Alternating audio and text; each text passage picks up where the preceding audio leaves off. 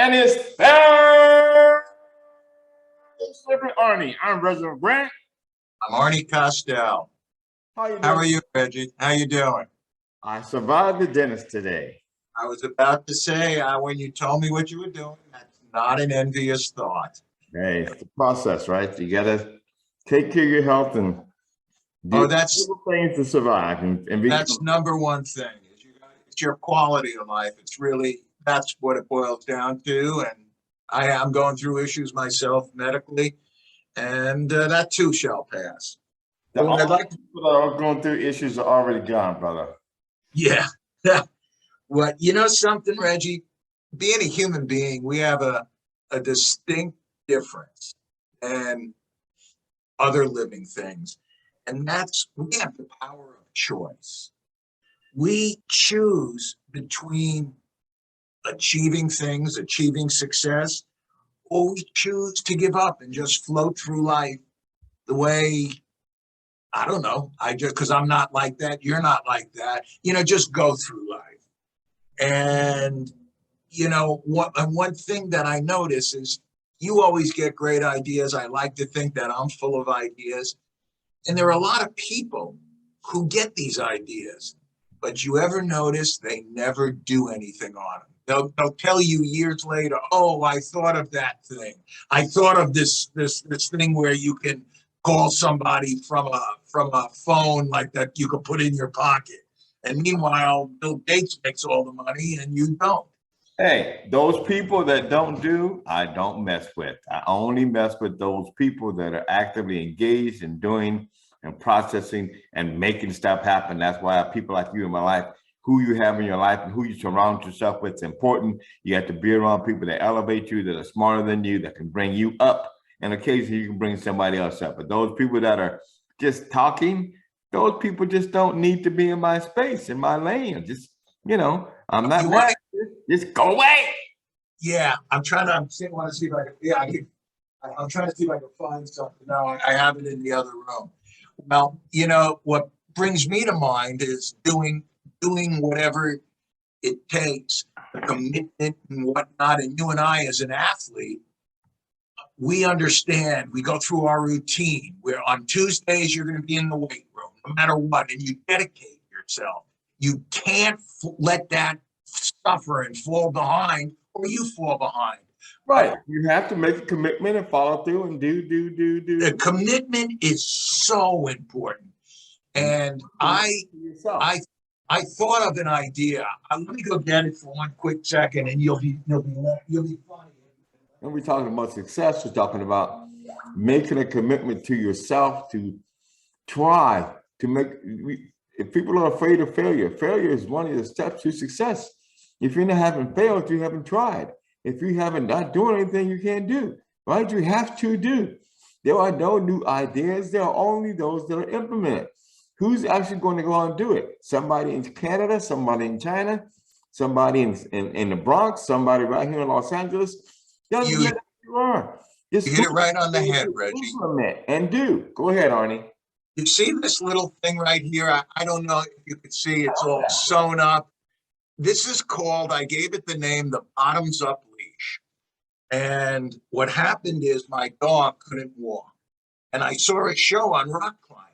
And they have, the harness that goes in your groin and you throw it above your head and then you put yourself up on it, which I would never do. I'm not a rock climber. I said to myself, I could make one of those and walk my dog because he couldn't walk with his back legs. Next day, I went out. I went to Petco. I bought 5 leashes, cut them all up, sewed them together. As you can see, this is all the handwritten, hand-sewn stuff. And that was the one I kept walking him with. And all of a sudden, people would up to me. Where do I buy that leash? Where can I get it? And I didn't even connect what they were talking about. I said, this leash? They said, yeah, I have a dog. He can't walk. And all of a sudden, it dawned on me. I can make a business of this. I don't know how to do internet because that's how you had to do it. This was in 1993 or so. And I still didn't know. And yet, so I hired a kid who knows the internet. That's what you have to do. I built this into a huge business, and literally the company that I sold my company to, I sold for $135 million. So, and you know what the best lines people used to tell me when I would sell them the leash? Say, this is so simple. I could have done it. And that used to infuriate me a little bit. You know what I would say to them? Yeah, I know you could have done it, but I did, and you're paying me $45. And I didn't So the non-doers just ended up being your customers, and that's okay. Yeah, I didn't want to be nasty or mean, because these people are they're going through stress with having a dog that you can't walk. But I will still get people who will call me and say, this was the most unbelievable thing I ever saw. I got a patent on it and everything else. I didn't have to do any of that. But with the internet in today's game, it's about life. It's about doing. Yes. And I was committed. But you have to do boo-boo. You could see, you could see the hand sewn stuff. I sewed all of it together. I cut it, I sewed it. These are the leg loops, right here. And you put the dog's legs, the back legs in, and you hold them up from the rear end. And it was just really a special thing. But what I'm saying is, you have to do it. You have to be committed. There were many a months I didn't even take a paycheck. I was paying other people. That's being committed. And you know where I got that? From my sports training. That's why you are the way you are. You don't tolerate anybody's BS. You don't want to hear it. We all got our stories. Everybody can tell you a story on why they cannot do something. All you need is one answer on why you can do it. You know what I'm saying? If that makes sense. It's all about doing. If I had to listen to everybody who told me I couldn't, wouldn't, shouldn't, I couldn't do, I was too small. I remember somebody once said, all he can do is run fast and jump high. And it's like, shit, what you mean all I can do? You can recognize. What the heck? So if you let people suck you down and beat you down and drag you down, then you'll go down. So you got to get rid of them people. And sometimes that's family members, and you got to elevate yourself and kind of move towards doing things. Again, be in the room with people to elevate you. Reggie, you are so optimistic. This morning, I really woke up. I felt like I got hit by a truck. I was congested. I had a sore throat. I was actually going to do one of those quick thing, a COVID test. As soon as I talked to you, I felt better.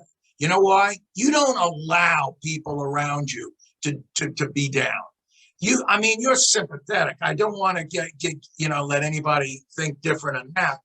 But mean asshole. I was going to say that, but I didn't figure it'd be good on Zoom. But you know what I'm saying, and then I felt so good, and that's why I said, let's do it. And I'm feeling good, and then I started thinking, because I'm reading a book that a young lady gave me. It's called, I read the book, You Are a Badass, and a friend of ours, both of ours, gave me this book, You Are a Badass Every Day.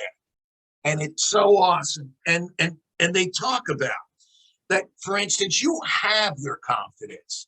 We all have our confidence, but what happens is we listen to the doubters. I don't. Oh, no. Hey, I don't either. I was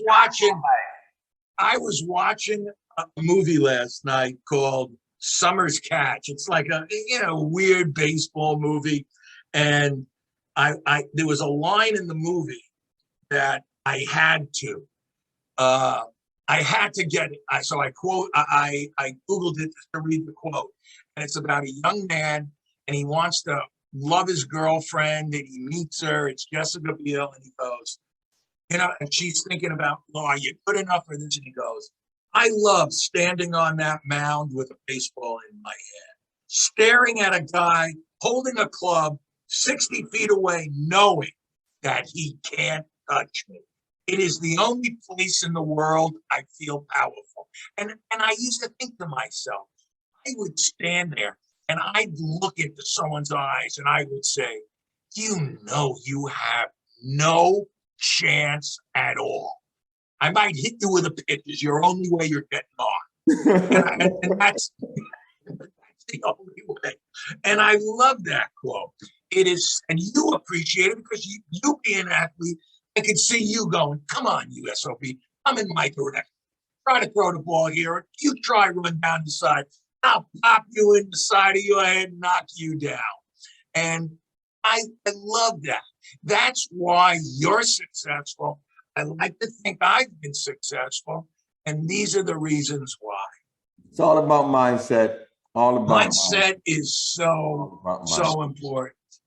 It really is, Rich. I talked to Associate Dr. Aura yesterday, who I quoted recently about 98% of things that come at us are negative.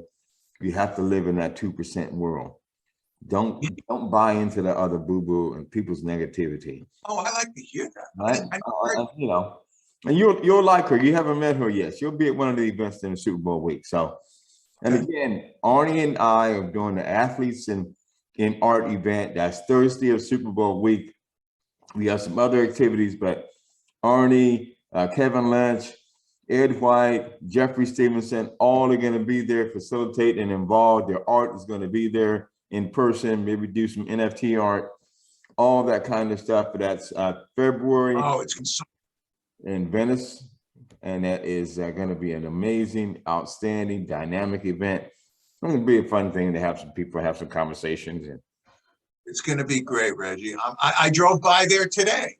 It's a beautiful structure. I can only look in because there were people in there. I didn't want to get in. Hi, I'm going to be here soon. So I just kind of looked in and and it's in a nice. It's going to be a nice place, and you see all that art, beautiful art Arnie has in the back of him. He painted all that. You know, it makes some of us wish we had talent.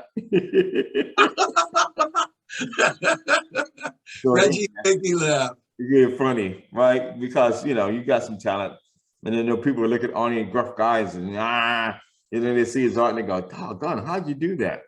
And we all have hidden talents. It's just a matter of embracing who you are, embracing your personal talent, and just find a way to get compensated for it. And that's important. But there's so many different ways of compensation.